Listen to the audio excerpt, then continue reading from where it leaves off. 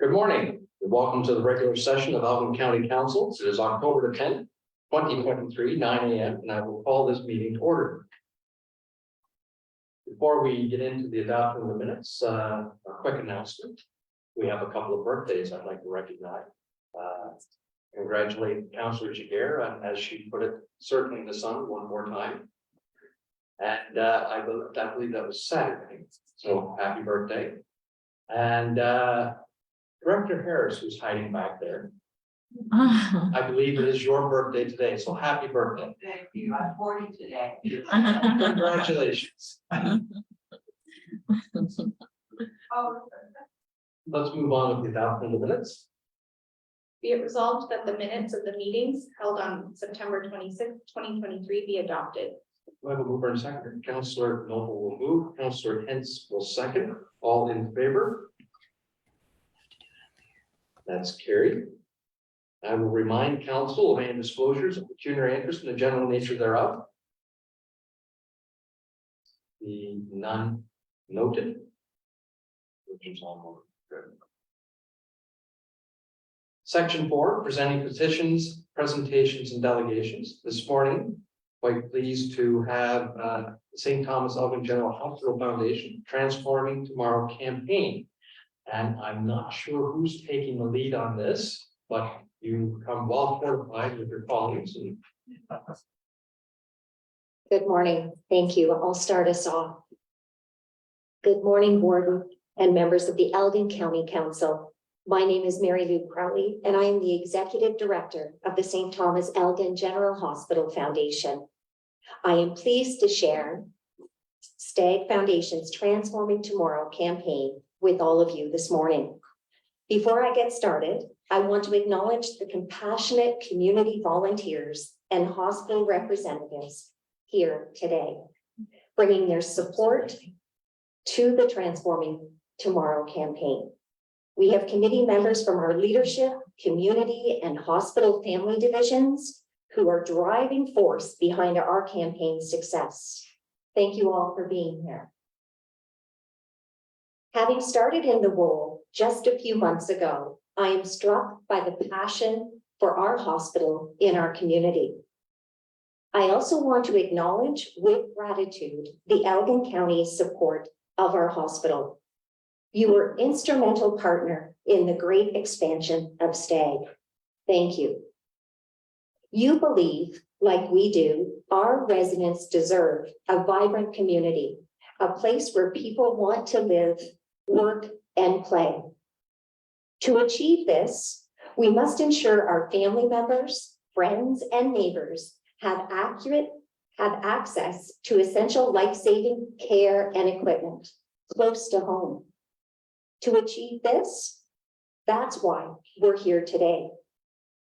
The $8 million Transforming Tomorrow campaign will enhance and expand STAG's entire diagnostic imaging suite and bring long-awaited MRI technology to our hospital.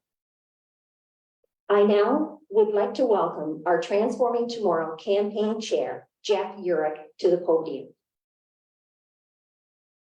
Good morning, Warden and Council. As my former role as MPP for Elgin Middlesex London, I advocated years for an MRI machine for our hospital because I knew it was such an important addition to our community. And when I got the opportunity to be the campaign chair, I jumped at it because I know we need to finalize this project to make this investment happen for Elgin County and St. Thomas. And it does come as a crucial time for Elgin County. With an aging population, they do require prompt diagnosis and treatment, but we're also seeing huge economic growth come to Elgin County. And we need to capitalize upon that with the new families that are coming to relocate here and the businesses that will follow. They look at what the community has to offer. And in order to enhance that attraction of new businesses and new families to our community, we have to showcase strong healthcare services within our community. And that's where the MRI machine comes to fruition. The Transforming Tomorrow campaign is the next chapter in the heartfelt healthcare at the St. Thomas Elgin General Hospital. While the Ministry of Health has agreed to pay for the operating funding for the MRI, the foundation must partner with the community to raise funds for the purchase and installation of the equipment. That is why we partnered with our passionate community volunteers, businesses, and local stakeholders to embark on the Transforming Tomorrow campaign. While the MRI machine is the catalyst for this campaign, there will be additional enhancements to our hospital. The diagnostic imaging department will undergo renovations that include make room for the MRI, but there will also be improvements for the CT, nuclear medicine, X-ray, and the ultrasound. These improvements will ensure that St. Thomas residents do not, and the Elgin County residents, excuse me, do not have to leave the community. They can stay home and get the treatment they deserve instead of traveling around southwestern Ontario. Thank you, Jack.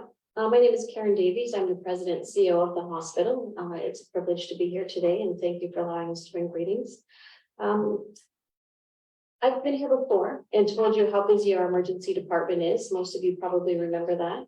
We're on track to see about 58,000 visits this year. To put in perspective for that, we're equivalent to University Hospital in London. Sometimes that's a bit level setting for people. So to quickly diagnose what's going on with the patients that are coming to our emergency department, it's important that physicians have access to see inside the body, which requires CT, X-rays, ultrasounds, etc. And that's the only way that they can diagnose and then give timely care to our patients. Without an MRI, we send thousands of people and thousands of community members go out of town to have an MRI done. The closest hospital that we send to for MRI is in London. We also send people out to Chatham and Woodstock as well quite regularly. And so you can imagine we're just joining other hospitals' really long waiting lists, and time is precious when you're waiting for a diagnostic procedure and to understand the treatment of care that you might need. I'll go to the next slide. In 2016, Steg became one of 4 district stroke centers in the region. And we have a 10-bed stroke unit now. The best diagnostic imaging for a stroke is an MRI. And so we often have to send our stroke patients to London to have an MRI completed. So the diagnostic imaging area of our hospital needs to go extensive renovations to bring in the MRI. If you're familiar with them, it's a very large, high-powered magnet that we use. It's about 10,000 tons, meaning that the floors in the entire building has to be renovated and built to be able to hold the MRI. And the number one priority being the safety for our patients and staff. And so you have to redesign the entire space to make sure that there's safety surrounding that large magnet. So when we evaluated the DI department, we identified other needs that are also needed to make sure that we can put the MRI in safely and then grow the rest of the department around it. We do over 80,000 diagnostic imaging tests within our program. And so it's a very busy, large program. So I'm going to show you the 5 phases here. Phase 1 is the MRI with the planned opening in October 2024. Which would again eliminate the need for patients to travel outside of our area. And again, it's about 5,000 people per year that need to leave and go for an MRI. Phase 2 will be the new waiting room space and registration area that's enhances privacy compared to our current space. And again, with the MRI going in, it's got multiple moves that we need to make to accommodate it. Phase 3 is relocating our ultrasound program. Creating larger spaces. Ultrasound is one of our larger growing programs as well. Phase 4 is renovating nuclear medicine and replacing the nuclear medicine camera. Phase 5 is relocating the pulmonary function lab to the other cardiac programs. Pulmonary function tests as an example, so that patients don't have to travel. It's not a massive campus, but traveling from one end of the hospital to the other can be difficult if you've got some physical mobility challenges. And then next slide. Thank you. So incredible things happen when our community donates and contributes to our hospital. And I think that you all know that and you've seen it. And your donations have already helped shape our hospital. We hope every time you drive by that North Tower, you remember that. It's important for us. So if you think about fluoroscopy, you all helped us make that achievable. And it allows us to perform tests that would not historically be offered at our hospital. We've replaced our breast imaging equipment. We now do contrast mammography, which is typically only done in large academic sites. So again, keeps patients closer to home and allows for earlier diagnosis. We replaced the CT machine. Many of you may remember that. It allows again for much enhanced The new software allows for enhanced images. And we have a new gamma camera in our nuclear med that supports our cardiac imaging. And so all of these enhancements have allowed us to attract specialized and highly skilled radiologists to our department. The department continues to grow. And just imagine the next level of care that we could be providing to our community if we could have an MRI on site as part of the diagnostic imaging suite. Thank you.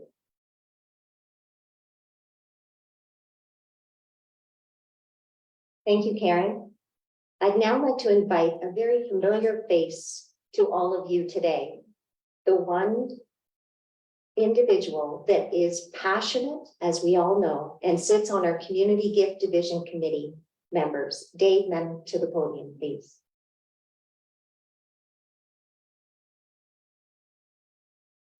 Good morning, Mr. Warden, council, and staff.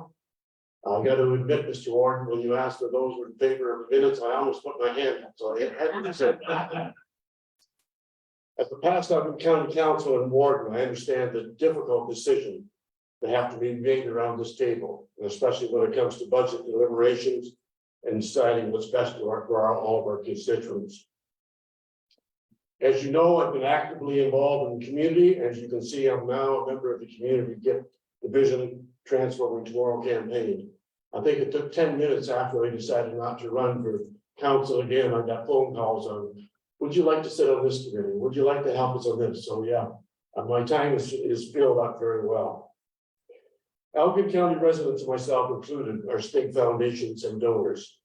In fact, 4% of donors gave at least once during the gift of the state foundation since January 2003 are from this county. This demonstrates that your constituents understand the importance of investing in our local hospital. I asked staff how many donors contributed to the hospital over the last 5 years, and the number was 6,275 from the county and the city. Of course, many of these are repeat donors. The point is that out of the county and the city of 100,000 people, there's 94,000 people that are not contributing to the hospital. A donation for property taxes from the county ensures that everyone contributes to a hospital that we will all lose sooner or later.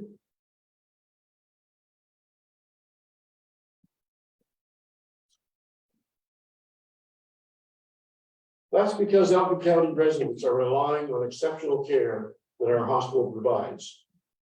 As you see on this slide, 31% of the emergency visits, 35% of acute inpatients, and 31% of day surgeries are all from Elgin County. I sincerely hope you will consider an investment in our local health care and eliminate the need for loved ones and neighbors who travel for diagnostic imaging exams. Thank you so much for your time.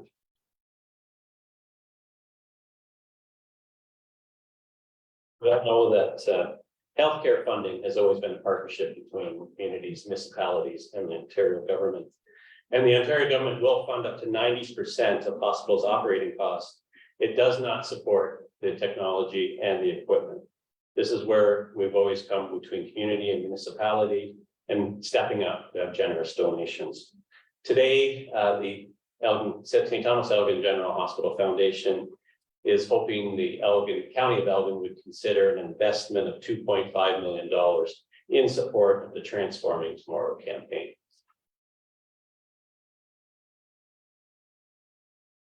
State Foundation and the hospital are currently in the process of finalizing naming opportunities within the diagnostic imaging suite. And we would be happy to provide you with more information once that is finalized. State Foundation will work hand in hand with you to execute a stewardship strategy that exceeds your expectations. Thank you so much for allowing us the opportunity to provide more information about the Transforming Tomorrow campaign by presenting to you today. Thank you for considering this investment in local healthcare. Does anyone have any questions for us? Thank you very much for that presentation this morning. Most informative. I certainly appreciate the statistics from Mr. Mettle. It's eye-opening. Ladies and gentlemen around the table, anyone have any questions for Councillor Cronin?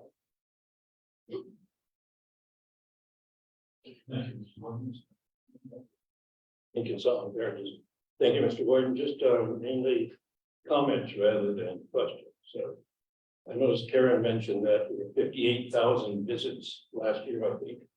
I think that one part of it is so well aware of what the hospital does. And certainly the comments on the fact that the hospital provides access close to home, which I think is one of the most important ingredients of stay. That it is a crucial time with an aging population and both in the county. But as Dean said, it's a difficult decision. We're talking about $2.5 million, which is not, cheap. However, I would support the ask. We have done support for the hospital. I think the last 2 years, we've had a line in the budget. $2,000 each year. That is done. I'd like to see that continue. I just want to state that I support the ask here. Thank you very much for the presentation. Thank you for those comments. Anyone else? Deputy Warden Jones. Thank you, Mr. Gordon. I probably suggest that I would make a motion to send to budget for deliberation. I think that's the appropriate spot for it at this point. Does anyone else have any questions? Council Parker? I would second Councilor Jones's statement about making motion. Okay, thank you for that. Before I call the question, I'm going to open it up again. More comments, questions, Councilor here. Thank you, Mr. Warden. So, of course, there is no doubt about the need. So you make a very good case, and that's not even to be questioned. What causes me pause, and I've said this before, is roles and responsibility and affordability. So as a municipality, we have roles and responsibilities that we don't get to negotiate. So we contribute hugely and sometimes without much say about public health. That's our responsibility. We are responsible for a long-term care home. We're responsible for ambulance services. So we don't have a choice. There's no discretion, and so our constituents have to contribute. The ask today is not in our list of responsibilities. So I understand the province expects community support, but to me that should be voluntary support. When we use a levy, it's a forced donation without a tax receipt, and it doesn't consider the affordability, whether our constituents can afford it or not. We essentially use a levy to fundraise in the community in a very, efficient, but I find frankly not very transparent manner. So that's my concern. As a county, we're responsible. We have the stewards of the budget of our constituents, and we have to pay attention to roles and responsibilities. We can't take on all the very, very, very worthy, much needed causes. So I'm open to support a motion that will send this discussion to the budget committee. My message to the budget committee is that if you are to consider this, it should be done. If there were to be a portion of the levy that goes to this cause, then it should be very transparent. It should show on my tax bill that this will require maybe $50 per household for 10 years. And if I can't afford it, I should be able to opt out. So this should not be a forced donation. It's about community support. It's not the municipality's support through property taxes, in my opinion. Thank you. Thank you for those comments. Anyone else? Okay, I'm sure that when this goes to committee, there will be more questions that probably will come to you folks in terms of terms, meaning that what time frame we're looking at is looking at a county contribution over 5 years, 7 years, 10 years, 25 years. I don't know, but these are some of the things that the budget committee will probably require in order to deal with this deliberation. But I think it's a positive step if council wishes to send it to the budget committee for deliberation. I think that's worth it. Well, there is a motion duly moved and seconded. Can we include as a friendly amendment, first of all, receive for information as well? Jen, you got something then? Be it resolved that the presentation from St. Thomas Elgin General Hospital Foundation be received and filed. And that the request for $2.5 million in support of the Transforming Tomorrow campaign be forwarded to the Elgin County Budget Committee for consideration as part of the 2024 budget deliberations. Do I have a mover? Well, I do have a mover and seconder. It's Deputy Warden Jones and seconded by Councillor Crockett. All in favor? That is carried. Thank you. Again, thank you for attending this morning. You're welcome to stay. Yeah.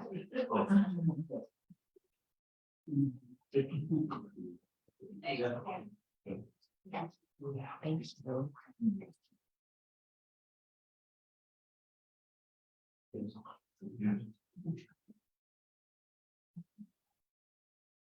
Move into section 5 then, committee of the whole. Be it resolved that we do now move into committee of the whole. Do I have a mover and seconder, please? Councillor Noble, Councillor Jiguer. All in favor? That's carried. Thank you. Section 6, reports to council, outside boards and staff. 6.1, the warden's activity report for September 2023. Council, the report has been published. It's available. If there are any questions, I'm happy to answer. If not,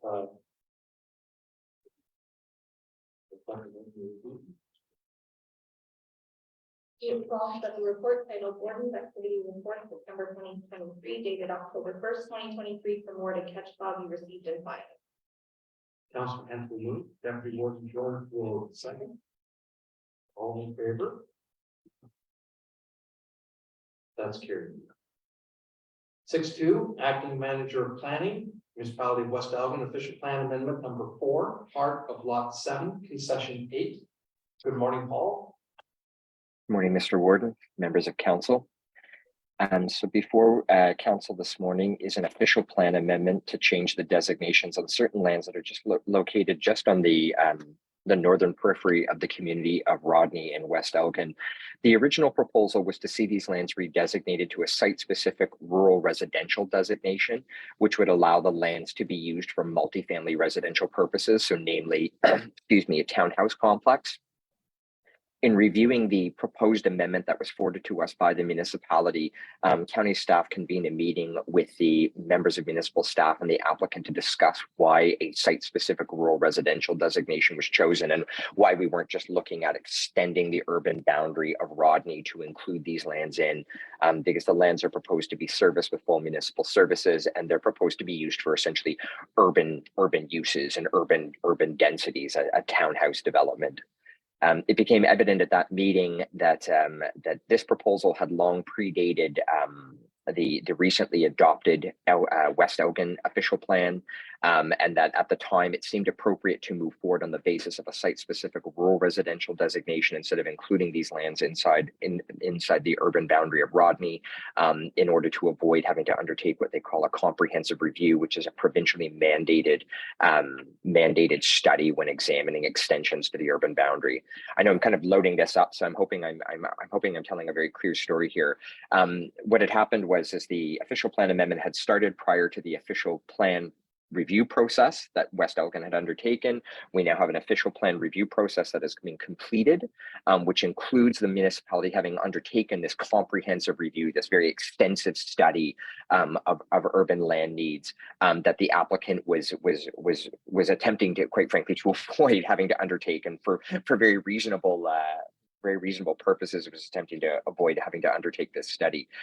So in discussing this with the applicant and the municipality, the county staff recommended that we actually move forward to approve this official plan amendment but to modify the official plan amendment. So we're not looking at or recommending to county council that we designate these lands as a site-specific rural residential to allow the lands to be used as a townhouse development, but to actually modify the official plan to include these lands within the urban urban boundary of the community of Rodney, and to allow these lands to be used as a townhouse development. That's been discussed with municipal staff, and it's been discussed with the applicant, both who are in favor of that proposal.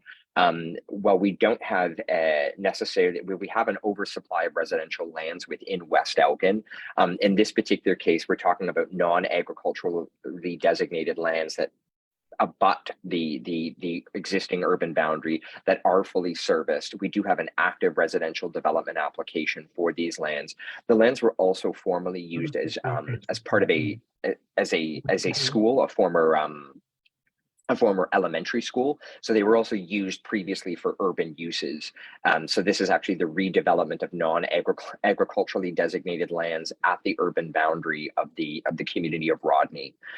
So after having that discussion with municipal staff and with the applicant, county staff have modified the proposed amendment that's before county council today, that will see these lands again not redesignated to a site-specific rural residential, but to see them redesignated to a residential designation within the urban boundary of the community of Rodney.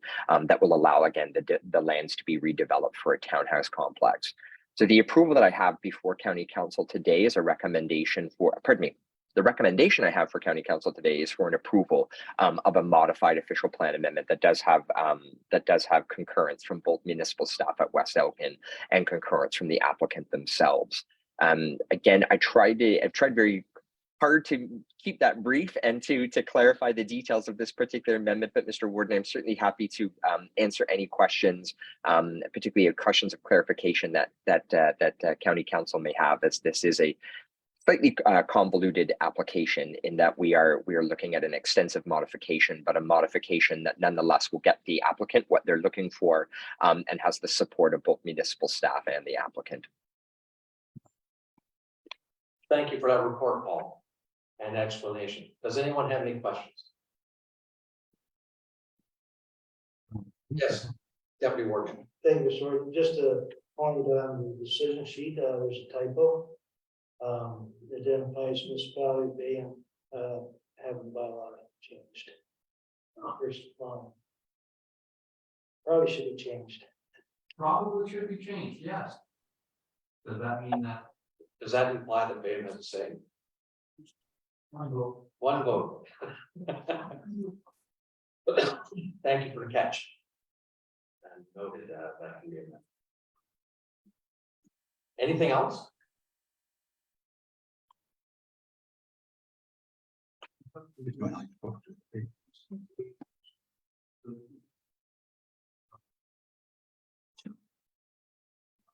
Oh, it keeps glitching. I can just get on to, hello? Richard, can you hear us?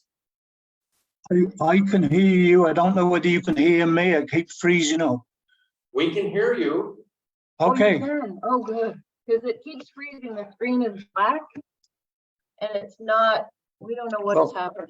All I can say is that I think that amendment was done in the best light that we could possibly do it, and it utilized all the services to the best of their ability in Rodney. So I personally couldn't see a better way round than letting this go through. I hope this meets with your approval.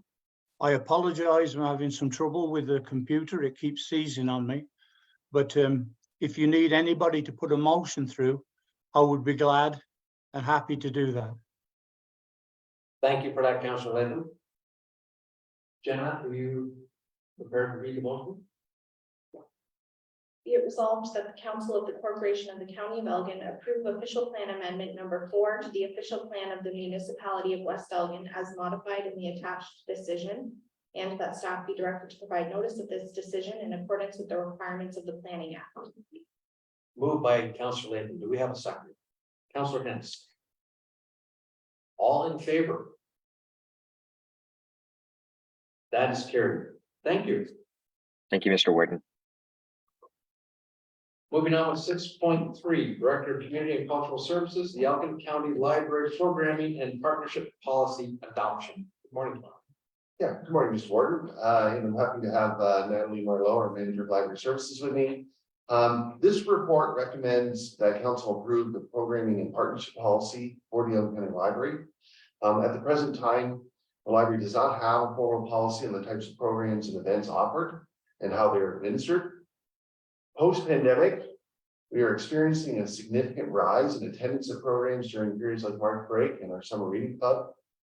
And programming and being part of community events is, of course, a key component of our mission. So it's important that we have a policy that guides us on matters such as the content selection, respecting intellectual freedom where all points of view are considered, managing attendance, ensuring that there are minimal or no financial barriers to attendance, valuing diversity, equity, and inclusion, which also links to the county's unfolding plans regarding a DEI plan, gaining community feedback and input, evaluating these programs, and having agreements with speakers and performers. I can assure you that considerable thought went into the development of this policy, including review of best practices at other library systems. And I want to thank our supervisory team, which was fully engaged in the development of this policy.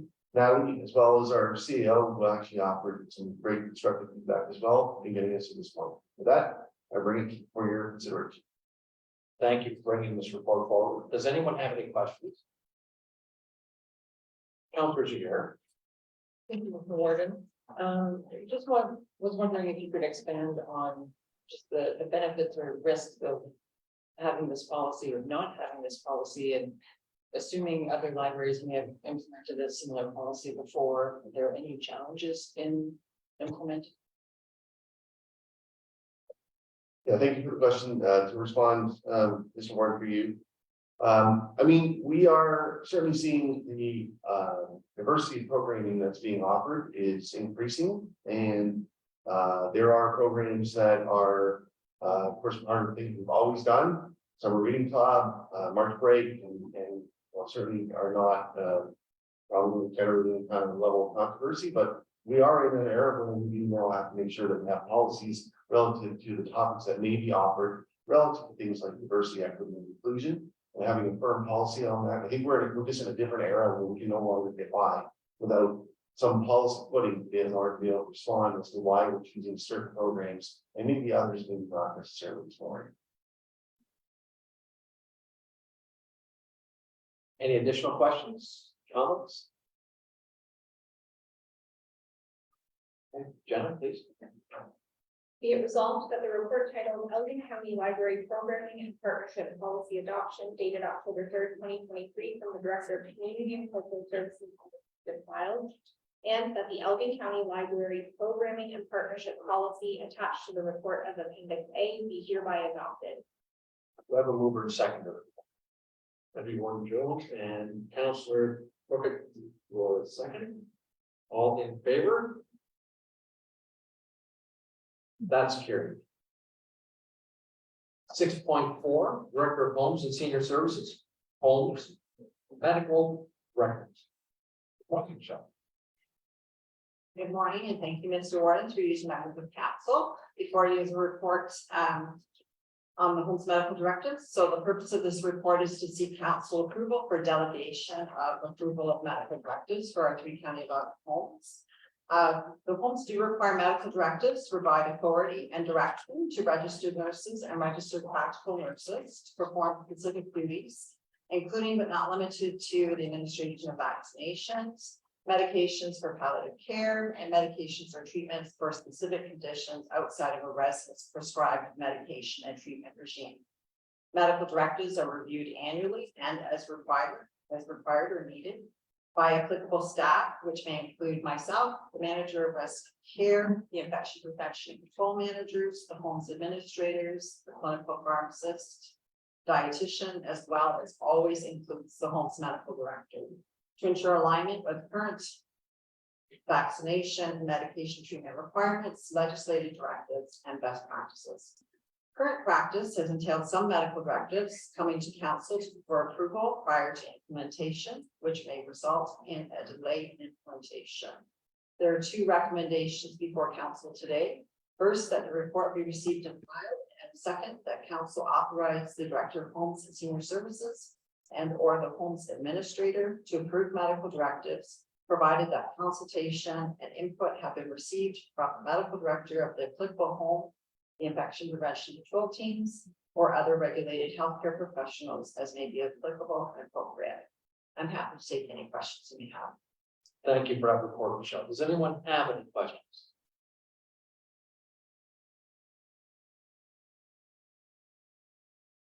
I have one. You've indicated within the report that this is something that is reviewed annually. How often does it come back to the council annually, or just when changes are required? It comes back as reviewed, and in the reports to council, I highlight the changes for council approval. Thank you for that. Jenna, please. Be it resolved that the report titled Homes Medical Directives dated October 5th, 2023 from the Director of Homes and Senior Services be received and filed. And that council authorize the Director of Homes and Senior Services and or the Homes Administrator to approve medical directives provided that consultation and input have been received from the medical director of the applicable home, IPAC teams, or other regulated healthcare professionals as may be applicable and appropriate. We have a mover and seconder for that. Councillor Hens and Councillor Giguere will second. All in favor?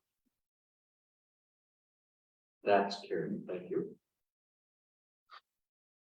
6.5, the Manager of Economic Development, Tourism and Strategic Initiatives, Public Engagement Planning Group. Good morning, Mr. Warden. Through you to council. Following the recent council education session on growth, I would like to present some ways that we can engage our residents on how they would like their communities to respond to the development that is anticipated for this region over the next few years. As we discussed, Elgin County will be experiencing significant industrial development with the opening of the Amazon Fulfillment Center and the development of the PowerCo SE Gigafactory site. By engaging residents, we hope to inform them about the potential benefits and challenges associated with growth, to gather their feedback and their input and present that to council for informed decision making. So for the public engagement, we have several options. Staff are available and willing to go out to each local municipal council and do a similar education session to get each local municipality's feedback on the growth they would like to see for their communities. We're also available to host a series of town halls and meetings with local community groups to get their feedback and input. And then we would like to create an Engage Elgin project on our public engagement platform. So this would have a presentation that the public could view and get informed on what needs to be considered around this topic, and then also various discussion questions and surveys. So topics that will be addressed in these education sessions include the impact of growth on housing, infrastructure, emergency services, schools and community services, the economy, and local businesses. And the timeline for these engagement activities is October through November, with a report coming back to council in December. And with that, I am seeking council's feedback and input on what level of engagement we would like to see in our communities. Thank you very much. Thank you for that report. It's an ambitious schedule that you have identified. Or I guess the timeline. Does anyone have any comment? Questions? Yes, Councillor Giguere. Thank you, Mr. Warden. Yes, I'm curious about the timeline. So is this, what is the drive between, or behind being done by December?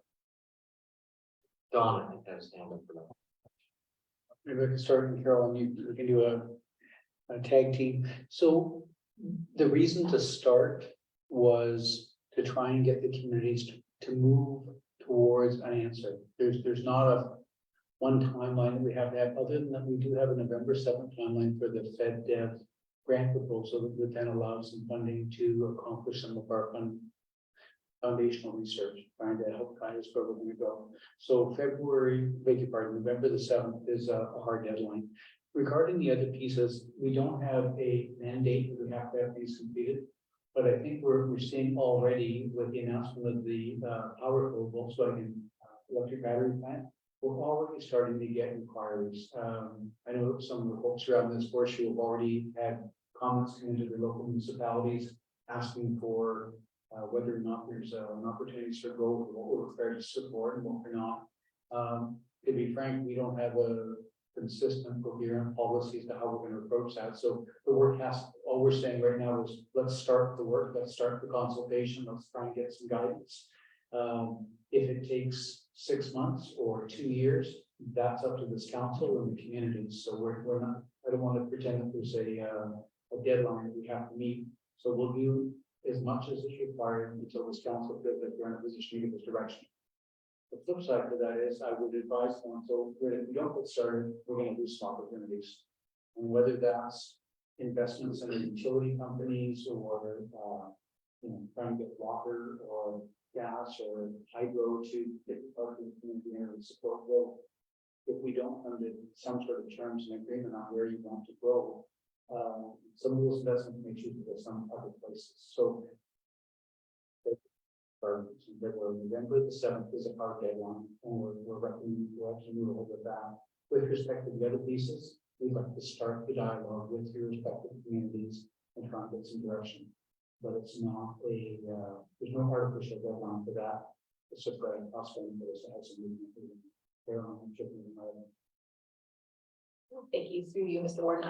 I can echo those comments. We have been starting to get some inquiries, and when those inquiries do come in, they do have questions about things like what kind of servicing is available, what, the community's appetite is for that growth and that sort of thing. So we do need to give them fairly quick answers, and their timelines are quite aggressive from the inquiries that are coming in. So again, I guess the push there is just to make sure that I'm ready to answer those questions, and I can answer those questions with the local municipalities supporting me. Thank you both for that. Councilor Hens. Thank you, Mr. Warden.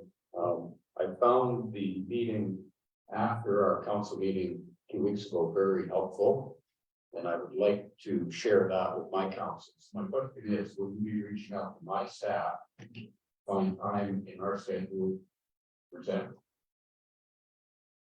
You, Mr. Warden, I would be happy to do so. Okay, thank you. The CEOs are going to be receiving that information on October the 20th, meeting of all offices. And I've heard from Tracy that she's not able to make that meeting, so I'll reach out to her and see if we can set up another time. But we'd be happy to deliver the exact same presentation or a modified version, whatever is going to meet the council's needs and requirements. And I think further, Councilor Hens, that is the direction that we're looking for right now. How do you present the strategy you wish to do? And for this local council, I think it's a good place to start. I know that when we walked through the official plan review, did have some final calls. They didn't have to be in every, but they should have been distributed across the thing. I like the idea of using the portal in-page of it. Give those an opportunity to participate electronically. And those are just free out right there. So it's whatever council wants to do, but I do think visit to our local council with us. Someone remind them to keep it consistent from a presentation point of view, so we're all getting the same information, and that the feedback is all that it's orange is orange, it's not words. Deputy Warden Joe. Thank you, Mr. Ward. I really support what's happening here. I think we do need to go through a little full throttle on the process. So lost a major investment. About 2 weeks ago, there was a lot of electricity from the area. Full spring. We have further found out that we may not have very much hydro left in the area because of that. My staff is trying to ascertain exactly what we do have left with your capacity. Those sound good. And as it was suggested already, Mr. Martin, in the area that want to check exactly what kind of good capacity is left while you're looking for some part. And probably, I go and get him some extra clarity properly. Which won't be for a few years. So they're kind of stuck in what we've lost several projects on there and not closing it off. But this is so long. Even residential, we're trying to feel what we can and cannot do. With what promises to involve. We received an email from IESO on Friday requiring consultation on new projects with, and this is with community as well as ESO. And we're trying to fully understand exactly what those ramifications are. Well, we just received that Friday, we'll set it off for the month. There's some serious issues with I couldn't agree more, and I know that staff have been contemplating the idea of actually getting some of these utilities in front of council, right, to have a better understanding of them. Just to share again, during the annual conference and the delegation in front of Mr. Smith, Minister of Energy. And we expressed the concern of lack of transmission capability to the property. To which the response was curious, well, there are alternatives to transmissions or transmission. I don't know what that means, but I think it's part of the conversation that we need to have going forward, figured out, because there is going to be a lack of resources if it's all centralized on the power plant. And it's something that we across the region need to be able to find solutions to in order to advance development that needs to not only support the anchor industry, but also residential growth. So I agree. I think we need to have those partly on this kind of discussion to find out what we want across our local communities as well. Again, getting back to council, how broad discussion you on. Yeah, Councilor Shigeru. Thank you, Mr. Warden, for the follow-up. So I think that's the question. And to me, a couple of key principles were first, form must follow function. So what is not clear, so we're considering several forms of engagement, but I'm not sure that we truly clarified what is the function. And if we rush into this, then town halls, we know that there's a science to town hall if you want it to actually be meaningful and useful. We did town halls for the official planners for the budget with 0 attendance, not even 1 or 2, 0. So that's a total waste of money. And usually those are done really fast with a lot of money, but not a lot of time or thought to what is the actual function, what is the feedback we're looking for. So already in this discussion, I'm hearing that we're receiving inquiries. So I'm wondering, what are those inquiries? So, there's a rush, I agree, to have answers to those inquiries, but I don't know what those are. There are missed opportunities, but I don't know what those missed opportunities are. And I'm hearing that there's issues of utilities and services. So we need to sort that out before we go to the public and say, hey, let's envision what kind of growth and how much growth do you want, when in fact there are other factors. And so I hate wasting our resources, wasting our public's, time of going to a town hall if the questions aren't really crisp and we haven't taken the time to figure that out. And so start with the outcome and learn, and then design backwards. When I saw the timeline, that November is 3 weeks from now. So I don't think there's time to actually design properly and then, implement, roll out and then communicate, promote and that goes in.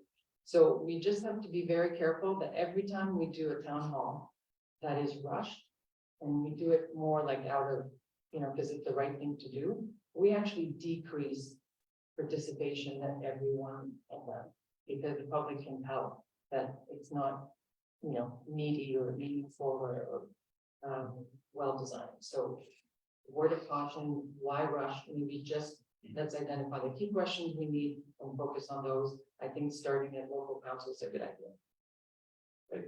Thank you for that. Yes, Don. Thank you. Comments are well received, no disagreement. I'm going to suggest we break it into two different pieces. One, I'm going to suggest maybe Carolyn can talk a little bit more about what the FedDev grant can be used for, because that's the one with the front end timeline. And that's the thing that's going to allow us to collect some additional information that's going to inform some of the decision making with both local councils and also with our residents. So that's one piece, and Carolyn maybe can speak to that in a moment. With respect to the other pieces, right now we'd like to get in front of councils and have a discussion about, what are you hearing from your residents?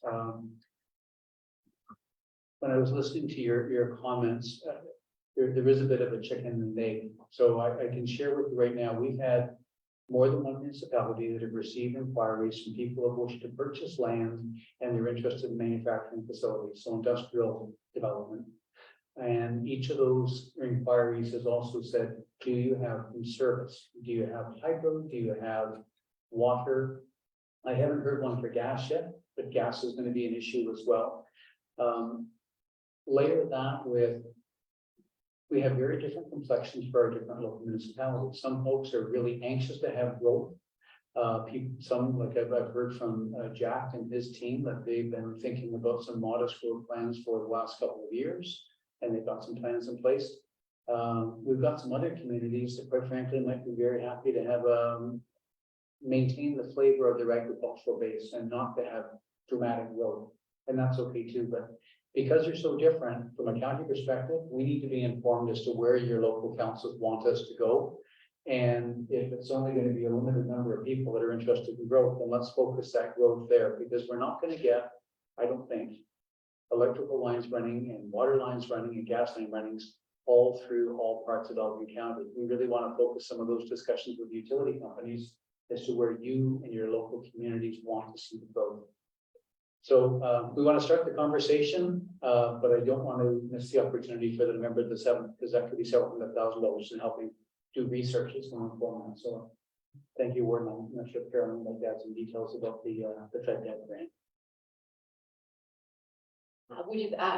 That is the next report, but I'm happy to speak to it now as well, if you'd like. Sure. All right, so we have been working on a grant application to FedDev, and we've been working on this in collaboration with our local municipal partners. We've presented this project to the local CAOs, and this grant will help us create a plan to attract investment to our region. So FedDev supports organizations with grants ranging from $125,000 to $10 million per project. And they focus on clean economic growth, helping growing companies, advancing technology, and aiding in the transition of traditional industries. And they prioritize inclusive growth and regional projects. So again, we think that a regional approach to an investment attraction strategy is important, and that is certainly something that FedDev is looking for. And they're also looking for, as I said, the transition of traditional industries and EV batteries. Again, that's something, that they're looking for, clean economic growth. So again, in order to develop an investment attraction strategy for this, we do need more information, and that's what this project or this application will help us achieve. So the proposed project will position Elgin County and this region, or would like to position this region as a hub for manufacturing of electric vehicles and supporting industries.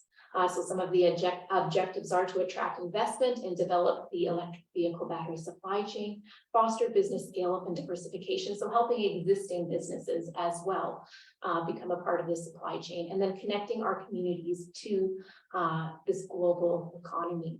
So in the report before you, I've included an outline of the investment attraction strategy and some of the tasks that are involved. So the first step here is working with our lower tier municipalities to clarify goals. And that's some of the work that we've already started here. So we do want to understand where we want to see growth and what kind of growth you would like to see. So if we're going down this road of developing this investment attraction strategy, is this something that you want to see in your communities? And then updating our vacant land inventory. So this was developed in 2020, 2021. And we need to update it and understand where are the lands that are available for industrial growth. And then a big part of this project is our master servicing study. So we do need to understand what servicing is currently available to those properties and what servicing needs or what infrastructure would need to be built to support development at those sites. So this is a significant part of the conversation, and it's difficult to move ahead on any of this without having this information. So this is key, understanding what's there and what needs to be done. So once we know where our lands are, what servicing we need, we can develop a plan for what type of investment we would like to make to build that infrastructure and what are our options to get that infrastructure there. So that is one of the key foundational pieces and information that we need to move forward. Once we have that information, other things that we'll look at are our community improvement plan, our planning processes, workforce attraction and retention plans, a marketing and lead generation strategy. So once we know where our lands are that we would like developed and what type of industry we would like to attract there, we can go out and actively seek it. And then also our final one is a BRE program. So this one is focusing on existing businesses. How can we help them become a part of what's going on in this area? How can we support them with that? So financial implications here, we're requesting $625,000 from FedDev to get some of this foundational information that we need. And our municipalities' contributions would be our step, which is significant in all that we need to do here. So again, it is our goal to work with our local municipalities on this and to submit a grant in conjunction with all of them, or at least with support from each of our local municipalities. And with that, I would be happy to answer any questions. Thank you for that explanation, Carolyn. And I realize we've got two reports here at once. So, you know, let's keep it broad at the moment, but I think eventually we need to get back to the first one to decide what is our immediate strategy. And I think Mr. Mayor, for explaining Councilor Junior, it'd be better if we had a better idea or an understanding before we would say consider the town involved by meeting.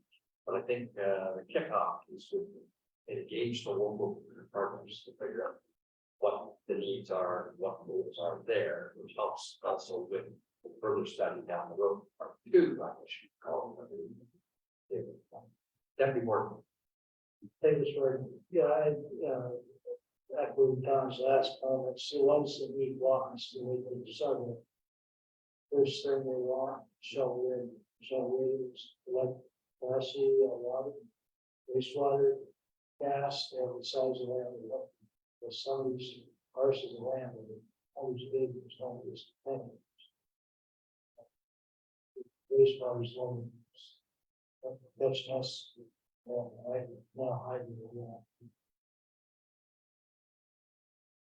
Absolutely, and for the community itself, well, that is an identifiable need that was having to grow. And I think it's important that we have this conversation so we can identify what those other needs are, and what it is that we want to do. So that's, I'm thinking, we should. Yeah, Councilor here, please. Thank you, Mr. Warden. Yes, I would agree. I think the focus right now should be the application for this grant, and so that we can organize very targeted discussions, like with our local municipal partners, to cater to completing this application. And then perhaps part of the funds, as you said, phase 2, could be used to design ongoing engagement strategy, because this is going to be more of a long term. So that's why I would like to preserve those kinds of public engagement strategies for a more meaningful sort of long-term process. But right now, I would say all hands on deck to get this, have the conversations needed, and to different strategies that could.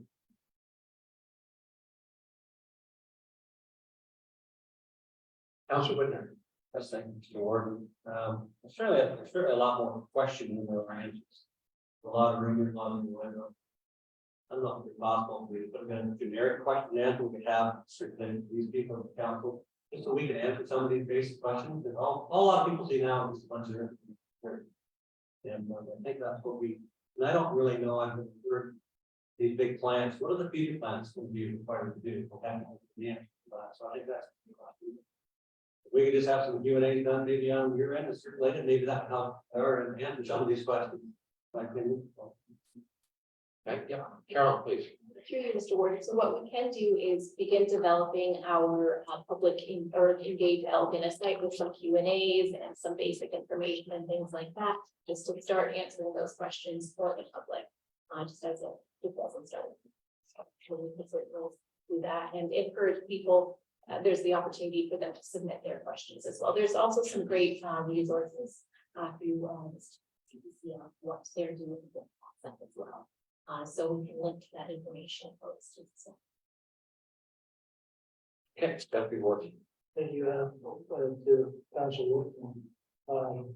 The plant we lost, we already did last. So, what they're looking for is service, those are versus the project.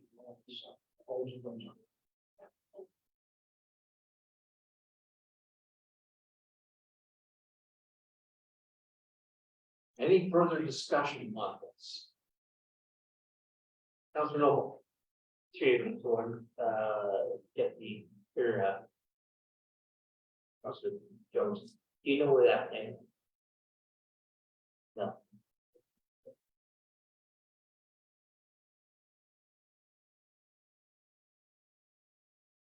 That is the issue. We just don't know where we're going. We do know that the region around us is looking for cracks and all that as well.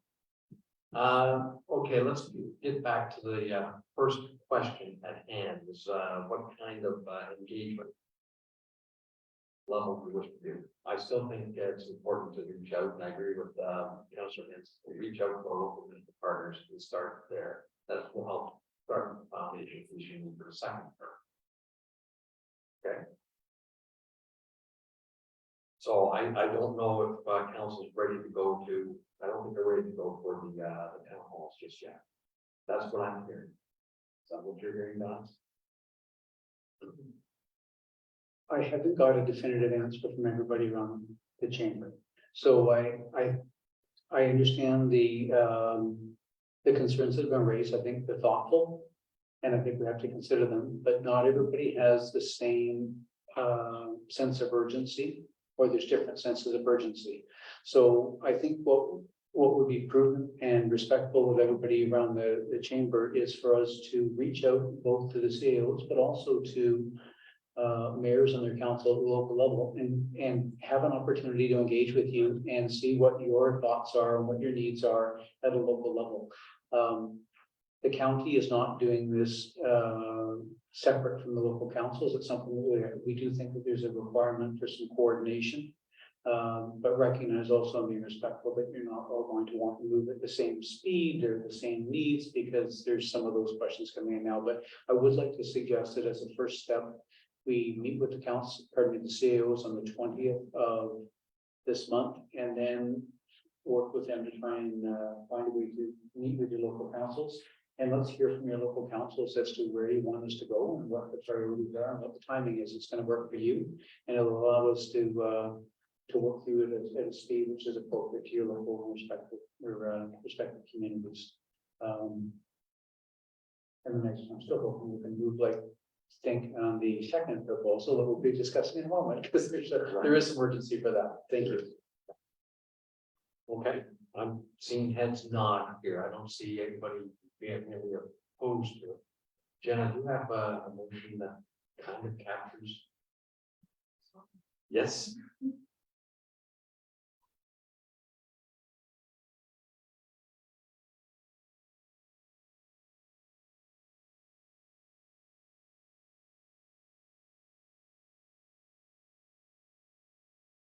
Okay.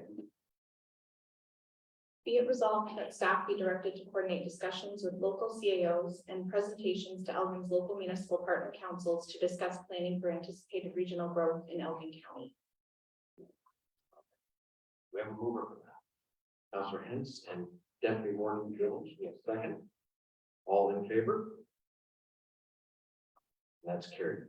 Thank you. Moving down to 6.6, we've already had the presentation. Is there any further discussion on this? Okay, Carol, or excuse me, I'm sorry, Jenna. Be it resolved that staff be directed to work with the local municipal partners to submit a grant application to FedDev Ontario to support the development and implementation of an investment attraction strategy. We have a mover and second on that. Councillor Jabir.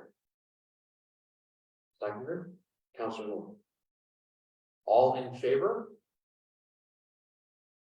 That is carried. Perfect. Okay, it is 10:05. So we'll take a quick break to recharge the coffee cups. And we can just move for now. Do that.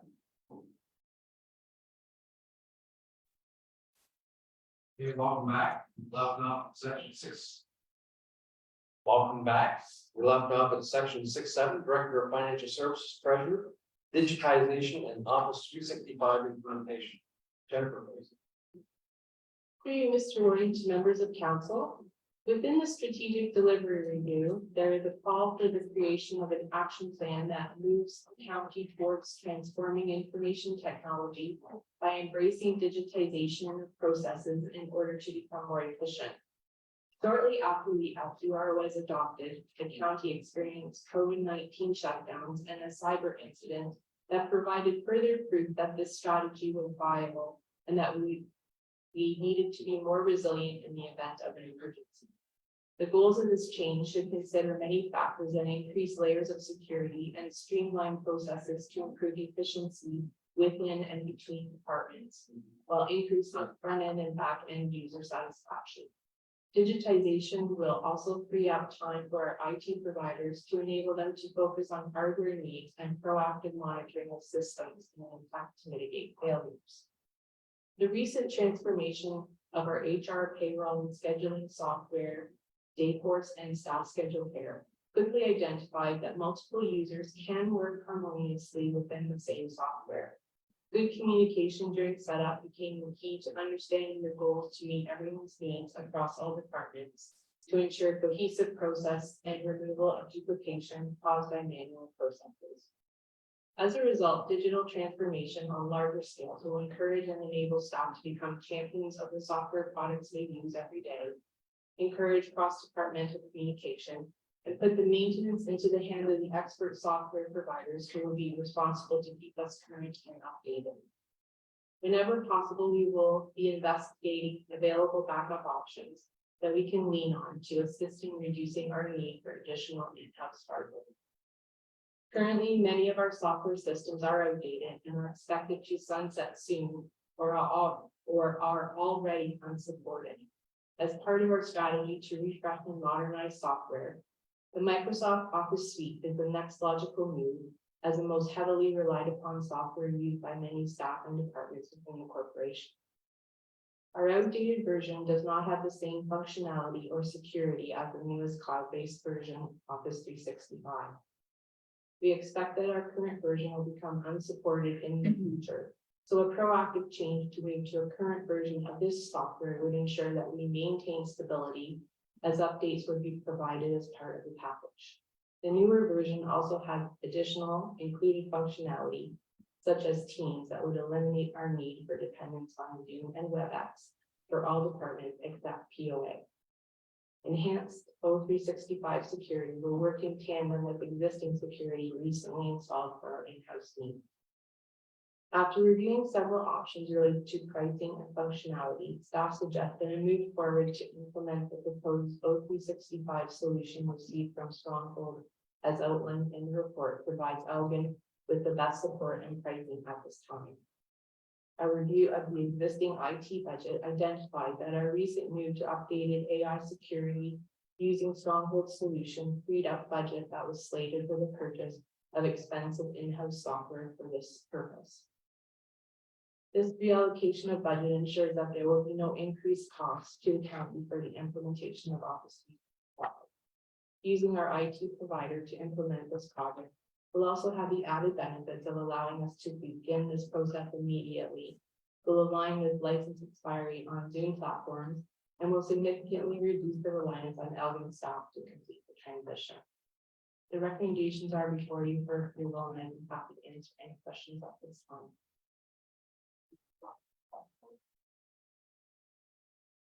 Thank you for your report, Jennifer. Does anyone have any questions? Councilor Cook?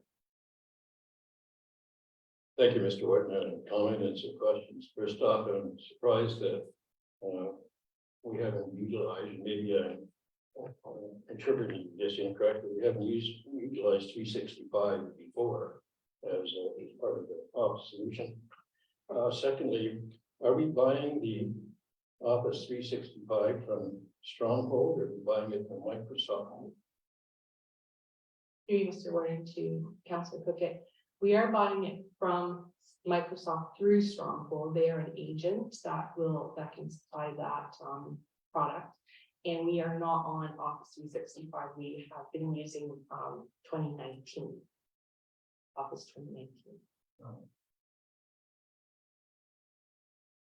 Further question, thank you. So Stronghold provides the security or the cloud capability of Office 365 and a cost of $84,000. Is that correct? That includes the software and the actual cloud solution for hosting the backup of that software. They're also including implementation of $10,000 for the software model to implement it into our system. At the time that we want to decouple, we would be able to do that, but we would have to wait until the end of the 1 year annual renewal subscription. So we would be able to do that at any time if we wanted. Okay, thank you. Yes. Additional questions? Councilor Jiguer? Thank you, Mr. More of a comment, so I would echo it's overdue. My general comment is that because we have been receiving several reports about sort of different updates, different pieces of software, kind of one at a time. I know at one point before the cyber incident, we did have an IT strategy and plan that lined up the first strategic plan that, as you described. It just feels now for me, I'm more like the big picture. Where are we at? Because then after the cyber incident, there were a number of recommendations. Not to say that we were going to implement all of them, but it feels like now I would appreciate maybe it's part of the budgeting process and an overview of maybe an update of that IT strategy, what's being implemented, what will be implemented, and also who's doing what. Because I do agree with outsourcing. I agree with decentralization of all the different software. But somebody somewhere in the organization still has to have that overall oversight and coordination of all this, and it would be beneficial to have a plan soon. Mr. Warner to Councilor Jiguer, I certainly can look into that. The strategy may have changed slightly based on some of the incidents that occurred through the cyber security. So I will look into that and bring something forward. Councilor Cook? Hey, Mr. Warden, I just want to echo what Councilor Jiguer is talking about, because when you look at the piecemeal this might happen, right?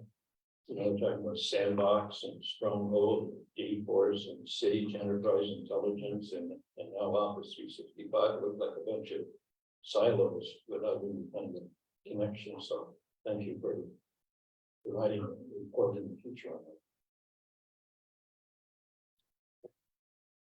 Anyone else?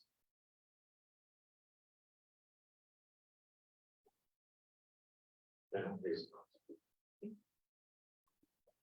Be it resolved that council approve the implementation of Office 365 as outlined in the report titled Digitization and Office 365 Implementation dated October 2nd, 2023 from the Director of Financial Services Treasurer at no extra cost to the county budget. and that the chief administrative officer and director of financial services treasurer be authorized to enter into a contract as is necessary to support the software implementation. Mover and seconder, please. Councilor Hens and Councilor Cook at the second. All in favor? That's carried. Thank you. 6.8, Director of Financial Services Treasurer, digitization and accounting software priorities. Jennifer, please. Thank you for you, Mr. Warren, to members of council. Staff learned that our version of Sage 300 software is slated to become unsupported after October 1st, 2023. We believe that this decision by Sage would be revised and support would be extended, but this expectation did not materialize. Currently, we are functional within the sunset version, but we do not know when if that functionality will end. So we have expedited our request to council for accounting software in order to ensure business continuity for the company. We've been in consultation with our provider to provide a plan to move forward with an update of our core accounting software, Sage 200. Their team is prepared to support the changes with some intervention required by our staff and stronghold related to testing of functionality. The Sage 300 software would be hosted on a cloud solution, but would not be provided updates. We would then need to budget for user software for 3 years and then software updates every 3 years after that in order to remain done. Additionally, the finance department is heavily reliant on Excel spreadsheets and very old versions of already sunset software called Excel. We utilize these sheets to develop and provide all of our reporting to managers, to prepare budgets for council, and to prepare reports for ministry purposes. The use of this type of software system requires our budget to be outside of our accounting software. In order to provide reports, staff are required to manage and maintain 4 sheets per department, pull actuals from and match these with our budget. Approximately 200 sheets are maintained out in perpetuity each year in order to provide backup for our members. It is the finance team's desire to disentangle this process in order to provide stability and simplify. Ultimately, when removing from this number of spreadsheets would provide more staff time for analysis and reporting.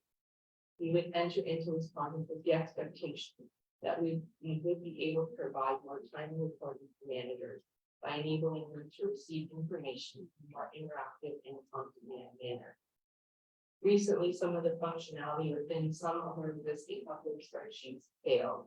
This caused us to have to resort to manual processes for a period of time until we were able to link fundamental price alternative software for this purpose. Early in 2023, a project was successfully completed to address our need, and the updated version of Sage will continue to interface with this newly implemented software called Bridge. Our 2023 approved module purchase of PO software will be delayed until we can update the Sage. With the above updates in place, the finance team seeks approval for 2 new pieces of cloud-based software that will replace our spreadsheet process and support front-end budgeting and back-end reporting needs relative to Sage 200 on a go-forward basis. Staff have invested time reviewing options related to budgeting software. We would expect the ideal solution to deliver on these tracks. As for the details in the report, the solution will be an interactive process where managers could make changes and provide reasoning that would move through to the finance department, and then provide us with an annual document for council and public. The budget software would work interactively when possible, with being forced to download projected staffing needs, allow for multi-year budgeting, and enable budget uploads to Sage 200. We would be prepared to begin the RFP process immediately in order to be able to use our current budget process of the platform to test changes should the software be approved. Reporting software would be required for the financial statements according to the ministry and would work on the back end of Sage.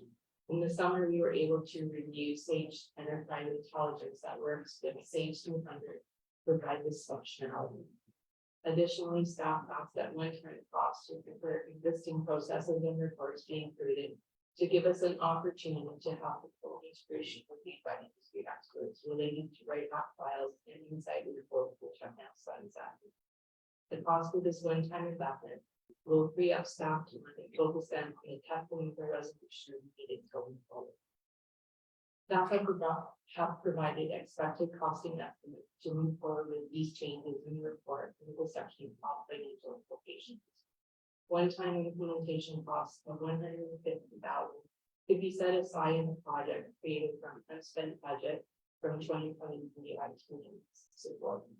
The annual cost would then be contained within the same line in the budget. on a go-forward basis. The recommendation from the full council at this time for your consideration. I'd be happy to answer any questions. Thank you for that report. I'll open the floor for questions. Councilor Carter.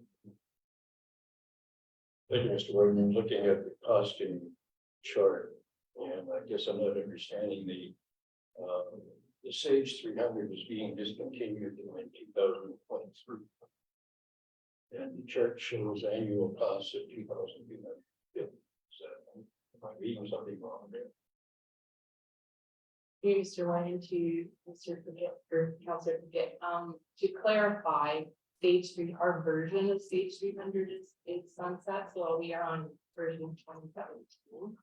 And we need to move to 2023. So we would still be in the same accounting platform. This is going to save us a lot of work because we won't have to recreate our GL or any of our document processing. So it's the most cost efficient way to just upgrade and continue being functional.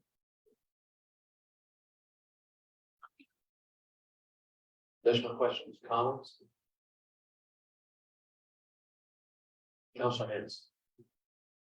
Thank you, Mr. Gordon. IT costs and software are always incredible, but if we can have job and reports that we need, it's gonna alternative. And get our staff the tools they need. I couldn't agree more. Perhaps it's not the place to ask Jennifer, but is this one of the reasons? With the old software that we're using and with your staff, and I guess you lack of familiarity with some of those platforms, is one of the reasons why, here we are in October, looking at year-end financial statements. And this is part of the problem, is trying to get, we need to update our software in order to move these processes ahead, I assume. Three Mr. Warden to you. Yes, there is definitely a learning curve with the system that we are currently using. We do have a lot of back office support that we have to do in order to roll reports over year to year. And then there is a timing issue. So once we do roll them over, we can't backtrack. So we try to get as much in there as we can in order to stabilize the numbers. And then from there on, we're kind of in a manual situation. So it does take a lot of work, and a lot of that is falling on myself. And so it's a time factor. So if we can get this more efficient, something that staff are able to use more easily, I think that it will definitely speed up the processes, both front end and back. Okay, thank you for that. Anything else from anyone? Yes, Councilor Crockett. Thank you, Mr. Whalen. And just since we're talking about financial reporting, is there a way that, and maybe this has been done, and I haven't seen it, is there a way that we could receive an accounting of how much it actually costs for the maintenance and security, I guess the maintenance and security of software systems and the maintenance and security of infrastructure, which are two separate kinds of things. And I have no idea what the total cost is, first of all, for all of those things, but it would be, I think, beneficial to learn what the cost is for security on the one hand and maintenance of IT on the other. Can that be done for future reporting? Mr. Warren to Councilor Cook, I certainly will put that in as part of our strategy report. And we'll to compile all that information. I'm working with Stronghold right now to just determine the actual needs of the hardware that we have, getting our heads around the inventory and the age of some of that inventory, so, definitely an ongoing process. Thank you. Yes, Deputy Warden Jones. Hey, Mr. Gordon, from earlier conversations throughout we had with our seemed like a lot of stand and putting at least what they did anyway. With our in how we deal with our how to show the issue going forward. Through you, Councillor Jones, yes, part of it is going to be proactive maintenance on hardware as opposed to reactive maintenance, where the process that's on now. We have a lot of reliance on IT for some of our software needs. So in order to get the software into the cloud and into the hands of the users and out of the hands of the IT department, that will free up their time in order to focus on what they do best, which is their hardware provision. Okay, thank you for that.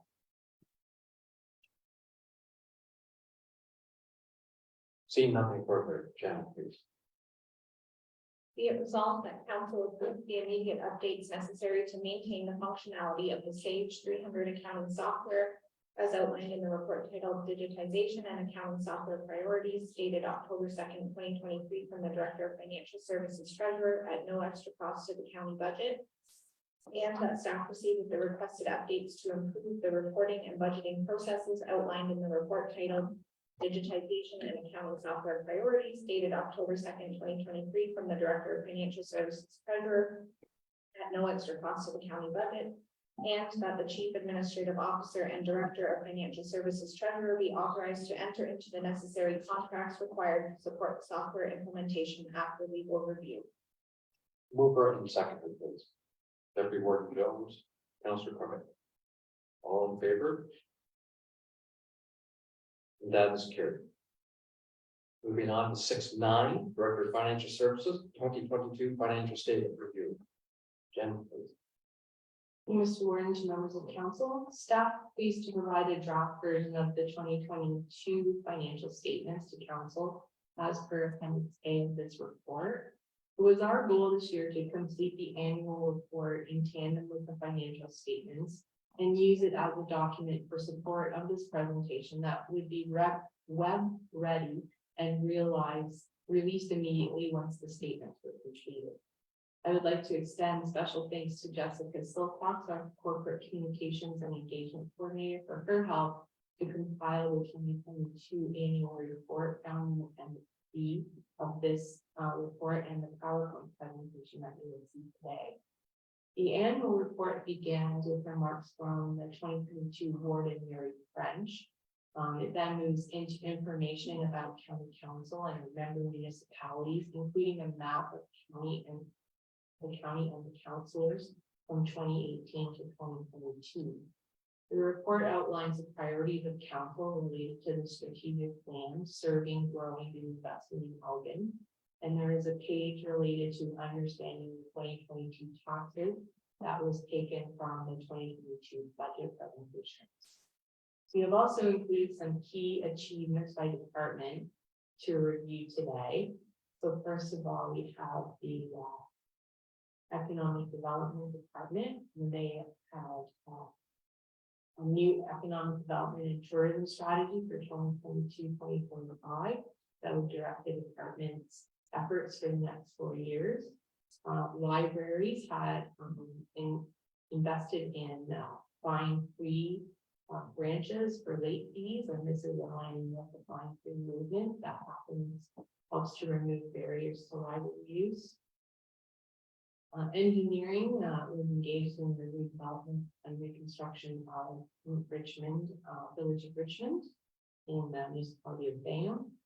Our main floor renovations, an elevator project made strides in 2022, and we're closing in on that one now for a much needed renovation on the main floor of the jail. administration building and 2 accessible elevators. These Hands Charity Gala was held at the request of Mary Ordinary French, and the donations for $27,800 were given to the Tenants Lottery Development Fund and included a publication entitled These Hands, touching memoirs of seniors living in our community, which documented the hands of 56 individuals in our community. The long-term care homes held a job fair, which was a first for Elgin County. Amazon, we had the robotics fulfillment center, a tour of that, and the potential for approximately 1,500 employees to come to the county of Elgin for work.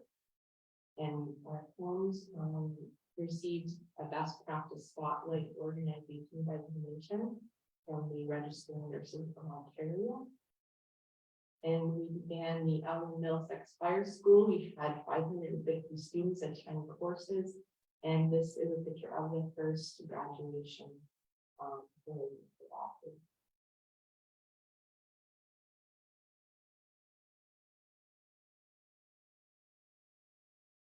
The next slide shows the performance by department, resulting in raised net income of 15.5 million.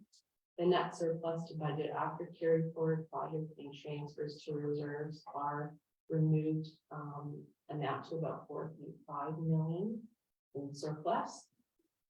The next slide provides explanation by department area where performance was higher or lower than $100,000. And all of these are independent to the budget report. So we wanted to talk about a little bit of net income raise and how it's used to support changes to the economic capital needs. The next slide shows the changes between 21 and 22. So first of all, the WIP, which is our work in progress, decreased by 2.5 million. That one slide. Items that we put into service, so this would be capital items completed, increased the accounts by 22.4 million. We decreased our needs for budget to complete existing work, so this would be a work that we have not yet completed by 14.8 million. And then funding requirements for Terrace Lodge were not balanced to the proposed 25 million that we expect to borrow. So 268,000 were able to shore that. We also had set aside 92,000 for White Station Reserve. Sewage treatment plant reserve was created to set aside 114,000 for replacement. Now that we have 2 groups that are using the facility, along with our long-term care home. Closed capital reserves were increased by 2.3 million, and this was related to surplus that we had left over from the closed capital projects that we completed. And then we had debt repayment with a principal amount of 1.1 million for a total use of the net capital in the amount of 901. Then we had some operating needs, which we showed on the first slide. The needs related to reserves required to be set aside for $600,000. And 1.8 million was used to carry forward and the capital or operating projects for 2022.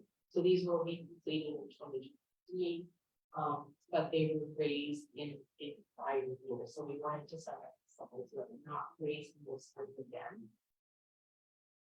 So in this section, operating use that net income was 2.5 million. So the next slide shows that we raised 15.5 million of net income. We then used 11.5 million for our needs to order to balance the balance sheet.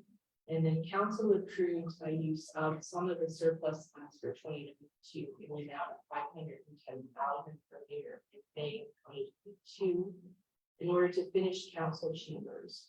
So that leaves up a grand total of approximately 3.5 million that we would have to set aside at the end of 2022. And staff with that temporarily in the tax stabilization fund in order to complete the end statements. So at this time, I'd like to invite Mr. Ron Foster forward from Grace Finance to present the auditor opinion of the total.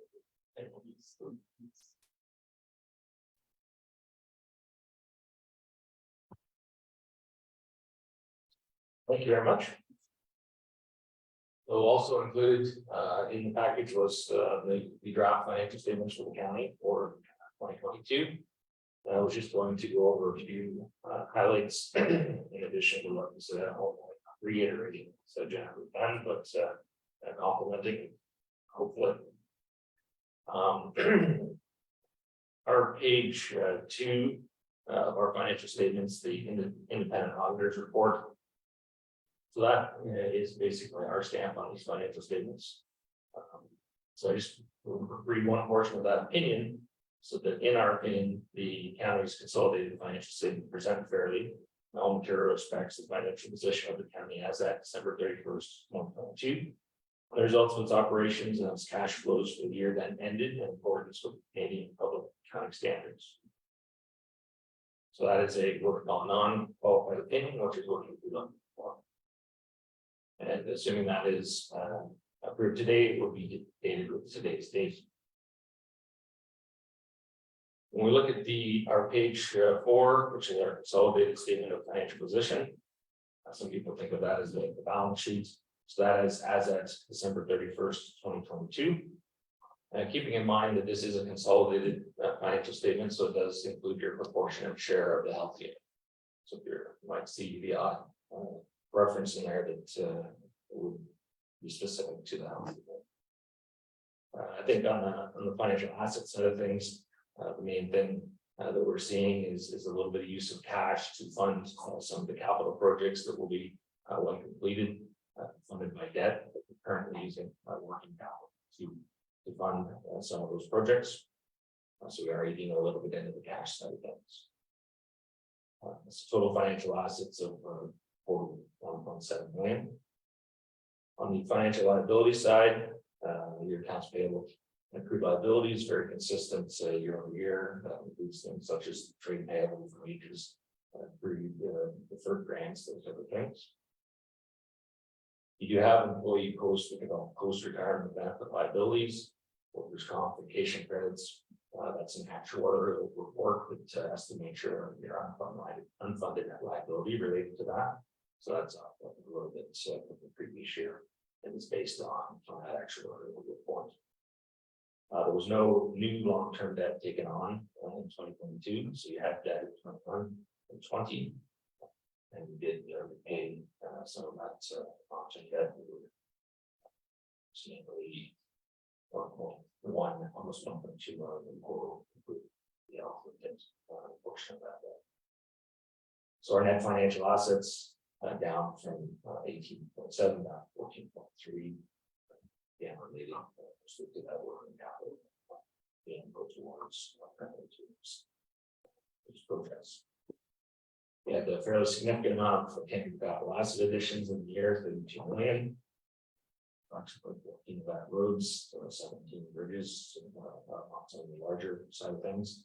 And keeping in mind, it goes into your amortization schedule once it's complete. So, as an example, the bridge once Bruce just being point to, we started to be amortized in 2023. Of course, there's lots that not be amortized dollars as it's in the working progress. The total accumulated surplus at the end of the year to 263 million, again, of which including the surplus now that's invested in tangible capital assets, 48. So a significant portion of that surplus being invested in capital. Our next page is our accumulated statement of operations and accumulated surplus. I think Jennifer's gone through kind of the detail of where this surplus versus budget has come from.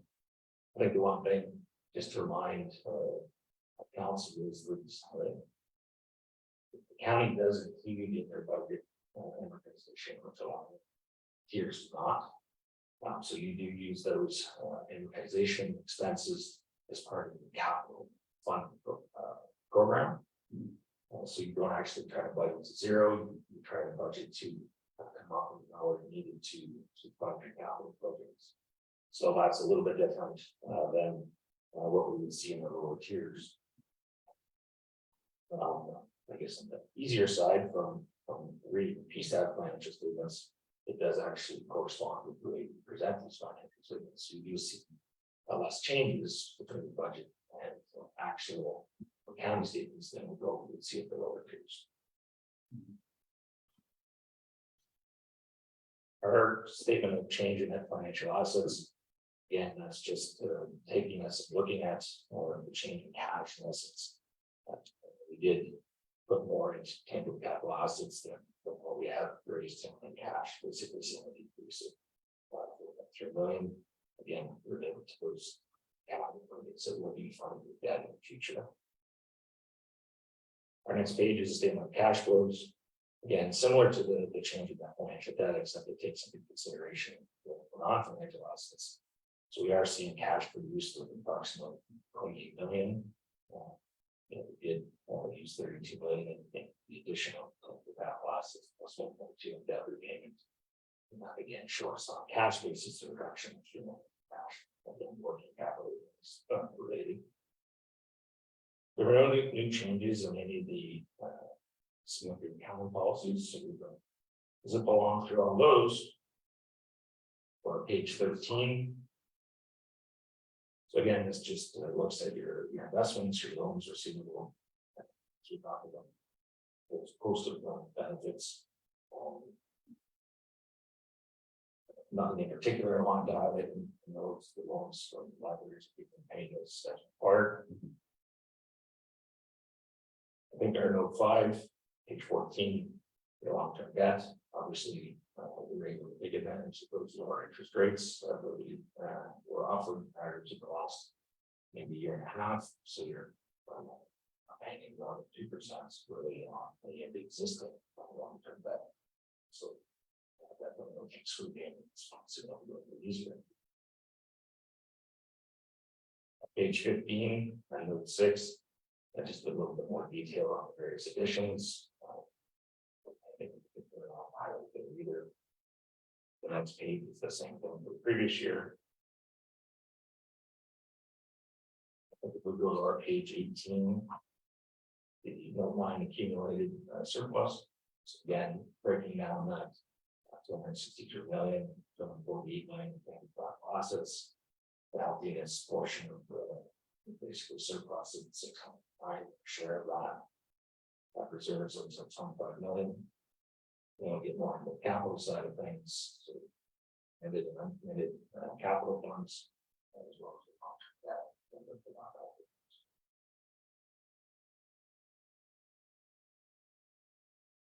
Those are the main things I wanted to go over on the financial statements.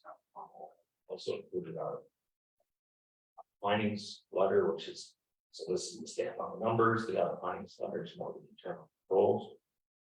So again, looking at sample testing controls, we actually were able to use as the way the computer stores things for county, we're able to use some software that can analyze all of the transactions for certain things for making sure signatures and that sort of thing. So they're able to give a very good stamp when it comes to this account. That's mostly what I wanted to go over today. Happy to take any questions. I know we went quick, but don't want to waste time, but I want to make sure that everyone is satisfied. Thank you, both Jennifer and Rob, for bringing these statements together and presenting them today. Does anyone have any questions, concerns? Council Cook. Thank you, Mr. White. This question is basically on the annual report. When you get a chance to ask the question, and we'll finish with the annual report. Just a comment and a question, I guess. I'm looking at, I think it's on page 5 of the annual report, where it talks about county of Elgin services, and not just the number of services.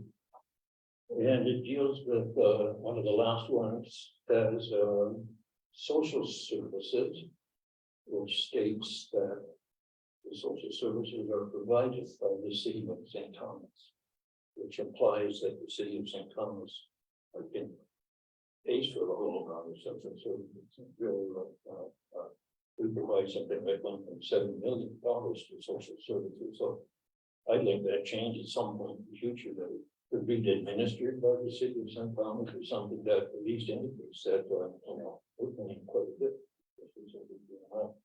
Not just the city as providing. So, thank you. That's a good observation, Council Cook. You're absolutely right. Delivered, administered, whichever. Yes. Yeah. Anything else? Yeah, Council Cook. Sorry, one of the lines, and maybe this isn't for the auditor, or for the staff, and to answer the question.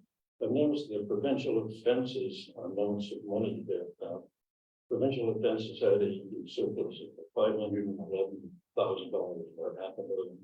And one of the other lines talks about $390,000. The money went to for external something. What is that? What is that amount for? The $390,000? Is that refunded back to the municipalities? I believe that's what we pay back to the Ministry of Attorney General or Services. I'd have to look at this for you to give more information. Is there not some amounts that go back to the municipalities? Yeah, there are. Yeah, you probably was 390, I guess. It would be part of that. So you can break that down to something like that. Council Whitmer. Yeah, thank you, Mark. Sue Robert. And for these 11 million of debt, does that put us in an average position with other municipalities, or higher or lower, or? All of that, and usually the reports are the same, you're gonna get smarter about money. Just curious. Dreams are one to. We're in a big position for that. We have very little debt for us to what we can take on as far as the annual. I think we'll probably pay off. They should give us a little more information. So we are very involved. To what we have for, or what we can borrow. Then within. Well, and great to really say what I see. Thank you. Council Jiguer. Just going at page 126. Package, the explanation of the comments. I wanted to go a little bit deeper if possible. I'm just curious.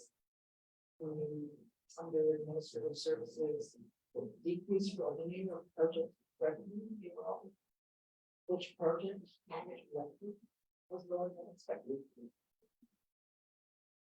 Greetings relating to Council Jiguer. Yes, there have been some carry forward revenue expectations related to equal services. And so we cleaned that up this year in order to put that align.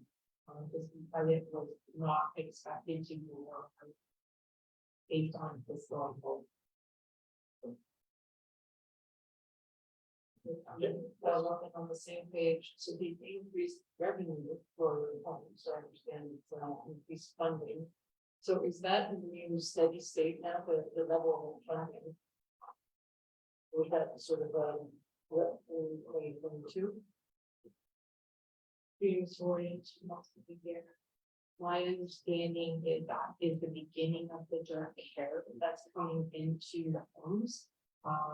Michelle's staff has to manage staffing related to timeline and care that's given to seniors. We had not budgeted for that. It was within our scope of work, but we did not budget for in where that we're getting it. It was at the time when the statements were, the budget was done, it was a discussion. And then it's just sort of funding as well. We did some COVID-19 funding. We weren't showing my funding there, so that is officially ended in 23. So we will have some fluctuation, but this year on 2025, we are budgeting more in our care. My last question, if it's more, is later, so the full election, surplus. And it's a question of looking by future operating needs. To new operating sort of on an annual basis. And I guess that would cover things like software upgrades and sort of non-capital costs and annual costs. Just wanted to make sure we don't, if we put some of our surplus in that bucket. I want to know what that is. Through you, Mr. Warden, to Councilor Jaguar. So the 1.8 million that I identified in the surplus, as use of surplus, that is actually projects that are not completed. So operating projects that are not completed, and it could be if we put away the funding for instance, today for that accounting software, it would be carried forward. It's already raised money, so we don't want to encumber the taxpayer for that. So we would just hold it in that tax stabilization fund and use it next year. Okay, anyone, Councilor Coca? Here, Mr. Warden, question dealing with long-term debt on consolidated financial statements, which would be page 14 on page 1 in the package. It talks about an amount of money that is county's proportionate share of interest expense on the term loan for the Southwest Public Health Unit new building. That amount is 61,000. Yes, it was 61,137 in 2021. Is that amount part of the overall amount that the public health unit charges us every year? Or is that a separate accounting amount? So these statements have been your proportionate share, basically 25% of the health unit's costs have been amalgamated into these financial statements. So that to 65,000 in the current year, 61,000 previous year. That is the portion of the debt, the interest portion of the debt related to the housing, that's your share, and it would be part of the overall funding that you don't normally give out. Dealing with these expenditures in the whole budget that the housing would request.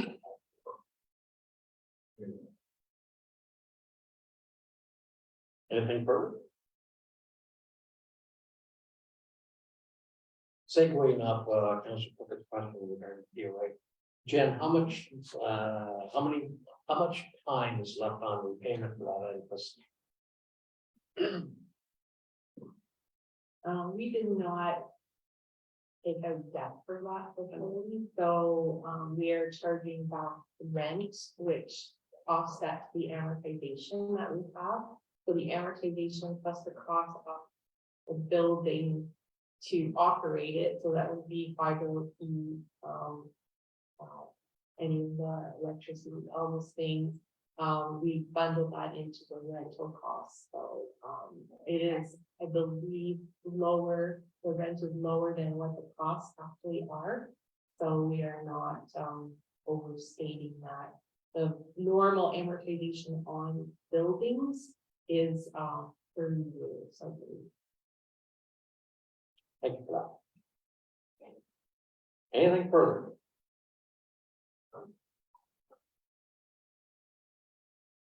Yeah. More? Yeah. Please carry on.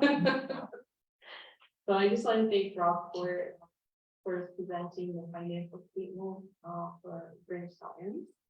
And as mentioned, the remaining surplus of 3.5 million was set aside in the tax stabilization fund. And at this time, council does have the ability to move those funds and change, and that change will be effective January 1st, 2023. So that the statements for 2022 will remain unchanged. So if you wish to do that, if you just wanted to take the 3.5 million out of the tax stabilization fund and move it for a specific purpose, staff have provided some ideas to begin the conversation. So number one, you could make no change, just leave it in the road. Number two, you could reduce the $25 million that would be required for the terrace lodge to rebuild. You could create a reserve to offset future debt repayment on borrowed funds that would allow us to slowly ramp up the terrace lodge and maybe other things as opposed to immediately raising the tax rate. You could add some of these funds to your growth reserve or the capital reserve, a combination of any of the two above, or you could provide staff with something else that you really want us to take away and bring feedback and future meetings. So those are potential options at this time. If you'd like to discuss it and provide us with some direction, that would be appreciated. Well, thank you for that. Jennifer, I'm going to turn it back on you and you tell us or identify what's the immediate need.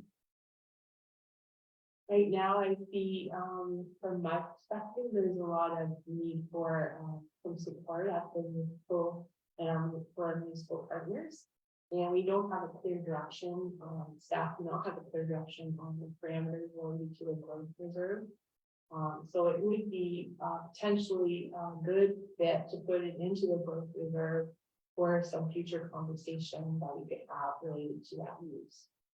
And of course, that reserve is totally accessible by council at any time. Correct. It might be a good placeholder. Just a thought. Council, any comments? Yeah, thank you, Warren. They were, I would agree, I think it's a great place to acknowledge Michelle. That was my thinking. Yeah, absolutely. Any concerns with that?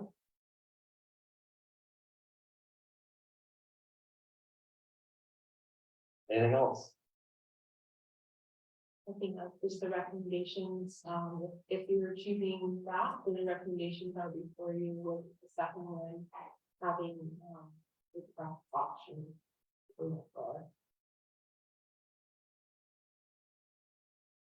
The option 4. Yes, Don, please. Thank you. Just the fourth recommendation.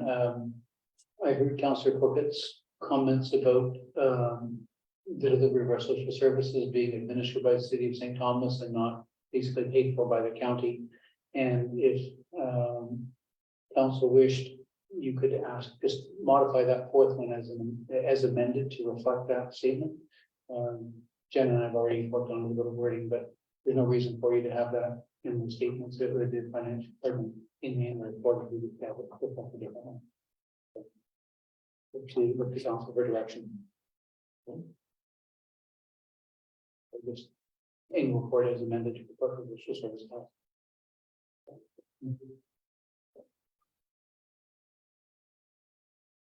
All right, seeing the recommendation, we read it out, question. Be it resolved that the report titled 2022 Financial Statement Review dated October 3rd, 2023 from the Director of Financial Services Treasurer be received, and that reallocation of the 2022 surplus as per option 4 be completed effective January 1st, 2023. And that County Council approve the 2022 financial statements as presented in Appendix A and authorize the Warden, Chief Administrative Officer, and Director of Financial Services Treasurer to sign for distribution and publication. And that the signed 2022 financial statements from Appendix A be added as Appendix B to the 2022 annual report as amended to reflect that social services is administered by the City of St. Thomas and funded by the county, which will be published on the county website for public information. Having heard the recommendation and the motion, Mover, Councillor Noble. Seconded, Deputy Warden Jones. All in favor?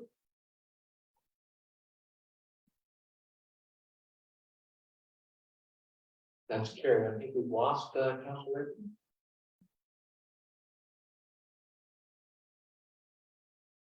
Thank you, Jennifer. Rob.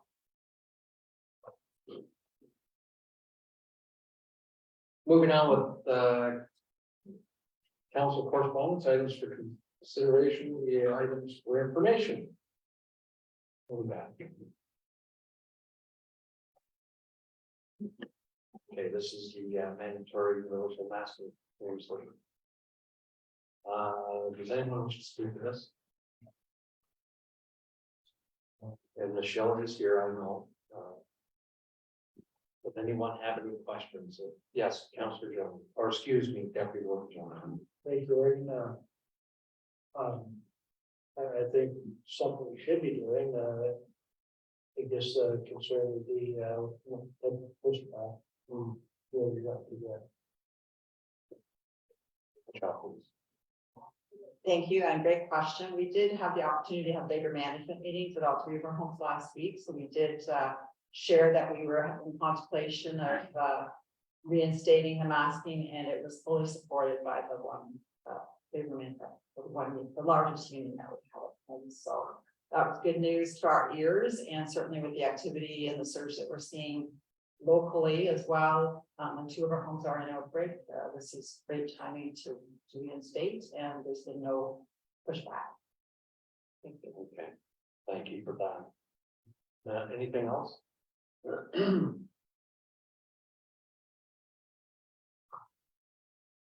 Okay, Jenna. Be it resolved that correspondence item 7.2.1 be received and filed. Second, please. Councillor Hens. Councillor Whitmer. All in favor?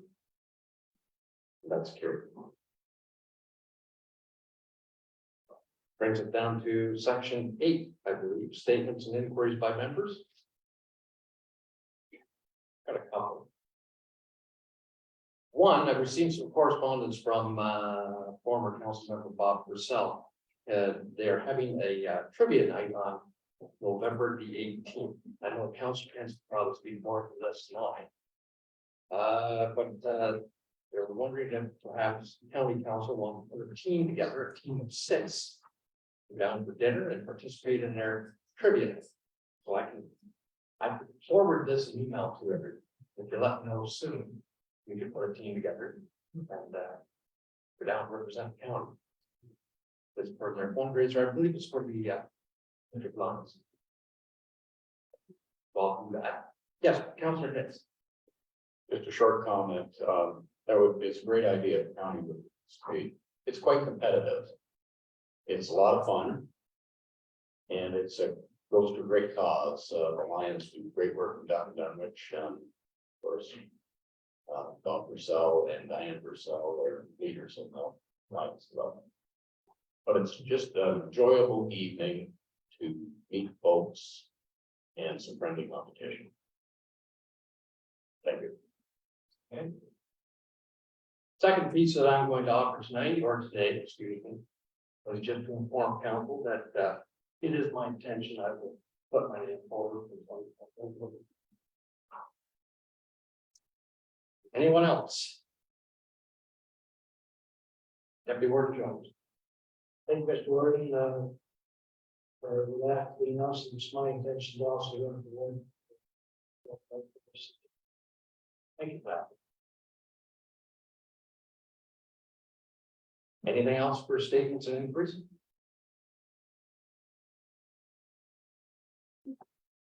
Eight two, notice of motion. 8.3, matters of urgency. Brings us to section 9, closed meeting items. Be it resolved that we do now proceed into closed meeting session in accordance with the municipal act, discuss the following matters in the municipal act, section 239(2).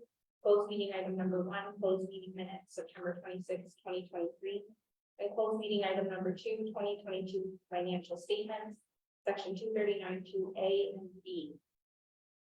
Move and seconded. Councillor Jiguer. I see, Councillor Hens. All in favor? That's good.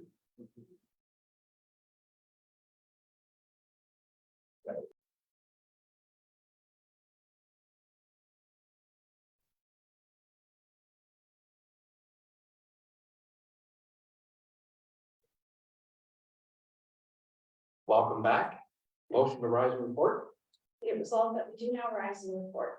Mover and seconder, Councillor Crockett will move, Councillor Noble will second, all in favor? Closed meeting item number 1. Be it resolved that the closed meeting minutes from the September 26, 2023 meeting be adopted. Mover and seconder, Councillor Hens. And Councillor Noble will second, all in favor? That's carried. Closed meeting item number 2. Be it resolved that the report from the county auditor be received for information. Mover and seconder, please. Councillor Jiguer and Deputy Warden Jones. All in favor? Carried, thank you. Section 11, motion to adopt recommendations from committee of the whole. Be it resolved that we do now adopt recommendations of the committee of the whole. Moved and seconded. Councillor Hens will move, Councillor Noble will second. All in favor? It's carried. Confirmation by law. Be it a first, second, and third read of bylaw number 23-39, being a bylaw to confirm proceedings of the municipal council of the corporation of the county of Elgin at the October 10th, 2023 meeting. We have a mover and second. Councillor Crockett and Councillor Noble, all in favor? Carried. Adjournment motion. Be it resolved that we do now adjourn at 11:34 a.m. to meet again on October 24th, 2023 at 9 o'clock a.m. Mover and second, Councillor Whitmer. And Deputy Warden Jones, all in favor? That is carried. We are adjourned and thank you for joining us this morning. Members of the HR committee, we